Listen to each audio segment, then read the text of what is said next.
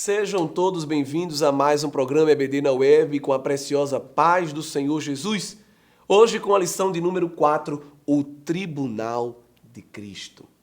Mais um fenômeno, um evento histórico que acontecerá na vida da igreja e que está relacionado aí com a doutrina das últimas coisas. A síntese da lição diz que todos os salvos em Jesus Cristo um dia deverão comparecer diante do tribunal de Cristo. Ali, cada um será recompensado por suas atitudes e obras. Esta lição tem como objetivo explicar o que é, quando será e como será o tribunal de Cristo, né? Que é diferente do tribunal, do grande tribunal branco, do dia do juízo final. São dois tribunais diferentes. A igreja participará, somente a igreja, que é o tribunal de Cristo, e ela participará na posição do que seria de réu, mas não réu, porque ela não será julgada, mas recompensada.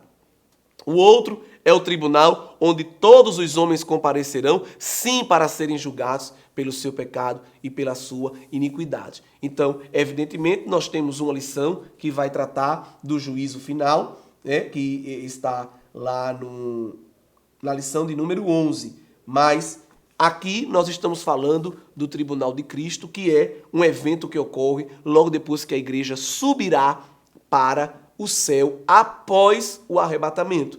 Então, o Tribunal de Cristo vai acontecer na presença de Deus lá no céu, antecedendo aí rapidamente as bodas do Cordeiro, que também é um evento sucessivo ao arrebatamento. Então, esse evento aqui, só quem vai participar é a igreja. Uma coisa interessante como orientação pedagógica é dividir a turma em 4 grupos e dar a eles uma questão norteadora para que seja respondida, antes, durante ou depois da aula. E essas 4 perguntas principais são: quem passará pelo tribunal de Cristo? Nós sabemos que são todos os crentes, todos os salvos em Jesus.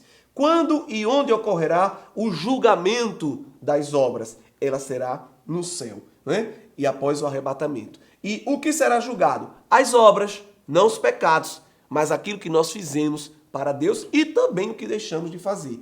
E quais serão as consequências desse julgamento? A perda ou ganho de galardão, de recompensa. Porque se fez, ganhará. E se não fez, perderá, como o próprio Jesus Cristo nos prometeu. O texto-chave para compreendermos este evento na vida da igreja está na primeira carta de Paulo aos Coríntios, capítulo 3, verso 8 ao 15. E aí é interessante, porque aqui o apóstolo Paulo, ele vai dizer que a obra de cada um se tornará manifesta, no verso 13, pois o dia a demonstrará através do fogo. Nos é dito que a obra será revelada pelo fogo, e o fogo provará qual é a obra de cada um. Então, observem, queridos irmãos, que nós não seremos julgados pelos pecados nesse tribunal, porque nós já fomos justificados pela fé, como nos diz Romanos 5:1. E nós não sofreremos condenação neste último dia, porque em Cristo também não há mais nenhuma condenação para quem foi alcançado pelo seu sacrifício. Evangelho escrito por João, capítulo 5 e o versículo 24, nos fala essa verdade. Em verdade, verdade lhes digo, quem ouve a minha palavra e crê naquele que me enviou, tem a vida eterna. Não entra no juízo, mas passou da morte para a vida, É como que tivesse passagem direta para a vida eterna através da fé no sacrifício de Jesus. E aí, como não vai ser julgado o seu pecado, porque já foi julgado na cruz, através do sangue de Jesus, do sacrifício de Jesus, então Deus julgará o quê? Julgará nossas obras.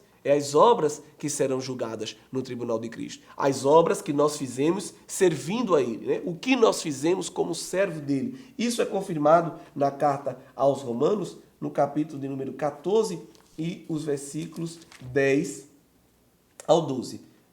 Você, porém, porque julga o seu irmão? E você, por que despreza o seu irmão?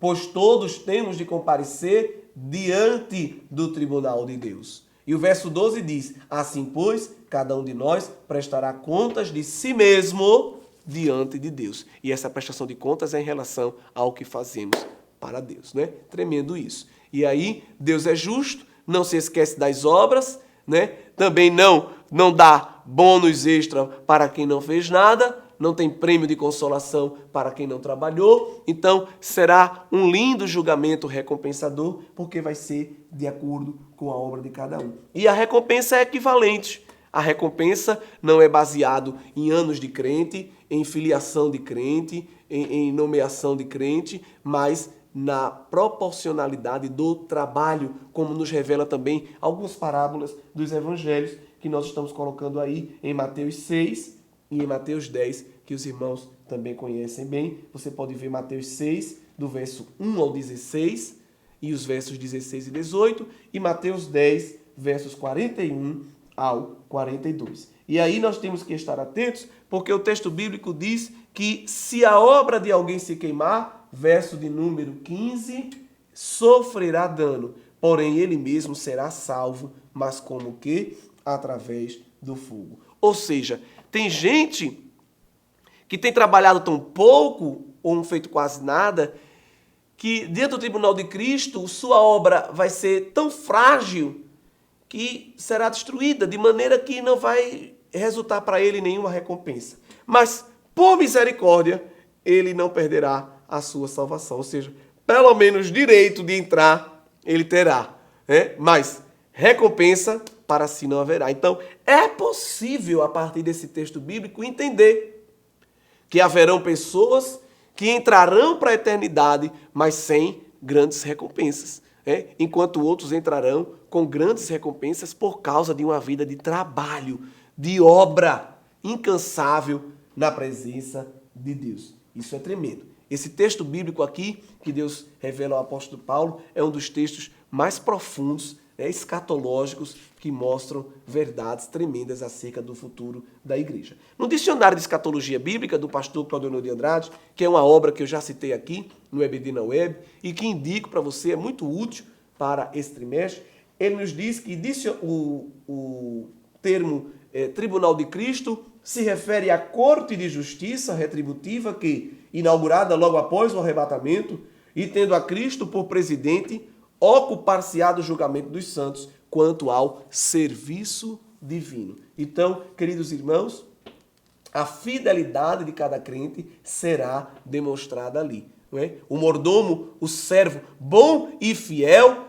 ele será reconhecido ali. Assim como o servo mau e infiel também ali será reconhecido. É servo, é salvo, mas não terá recompensa. Enquanto o outro é servo, é salvo e terá recompensa. Agora imagine, estamos falando de céu, estamos falando de glória, estamos falando da presença direta de Deus diante de nós. Imagine quão vergonhoso será chegar de mãos vazias. Quão vergonhoso será não ter o que apresentar para Deus. Deus nos guarde, Deus me guarde, Deus te guarde de que isso aconteça, porque o julgamento vai ser individual. Aqui não será coletivo, não será corporativo, não será comunal. Deus não vai julgar por congregação, por área, por estado, por família, por grupos de amigos. Cada um prestará conta de si mesmo, como nos disse o apóstolo Paulo, revelado aqui pelo Senhor. E aí, nos lembramos do texto bíblico que está lá em Jeremias 48:10, que diz que maldito é aquele que fizer a obra do Senhor relaxadamente. Palavra forte, não é? E um lembrete ativo e permanente em nossa mente para que nós estejamos sempre dispostos a fazer mais e mais para Deus. Agora, o que é que nós receberemos no tribunal de Cristo? Eu creio que essa é a pergunta principal que paira na mente de um aluno e de um cristão. Lembre que eu disse no primeiro momento, na primeira lição desse trimestre, que o que está revelado está na Bíblia. O que não está na Bíblia, a gente não fica especulando. A gente aguarda para saber quando chegar lá. Mas, de maneira muito interessante e equilibrada, o comentarista da lição adjetiva a recompensa aqui de 3 formas. São recompensas eternas, inimagináveis e merecidas, né? Então, não vamos entrar no mérito de que tipo de material vai ser feito, o que propriamente vai ser, em que a gente vai usar. Isso ficou destinado para lá, na eternidade. Aleluia! Quem viver, verá. Quem perseverar, verá. Aquele que alcançar a promessa vai ter o desfrute de saber o que é isso. Mas pelo menos uma certeza nós temos, essa recompensa é eterna. Traça não consome, ferrugem não corrói, ladrão não rouba. São tesouros eternos. E Cristo nos convida a entesourar esse tipo de tesouro eterno.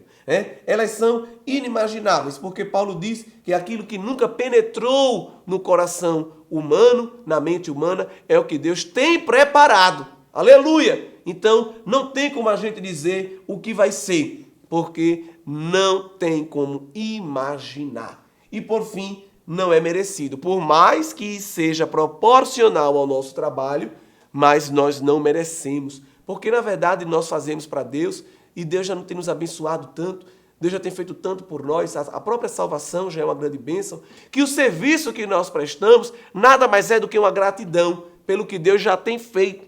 Mas além do que Ele já tem feito, Ele nos recompensará pelo que nós estamos fazendo, de maneira que essa conta nós nunca pagaremos, porque sempre estaremos em débito com o que Deus faz conosco. Então, também é uma recompensa imerecida, porque Deus, Ele diz assim, olha, sê fiel no pouco, que sobre o muito te colocarei. Então, vai muito além da justiça, é uma justiça regada com bondade. Aleluia! De um Deus que surpreende aquele que é fiel.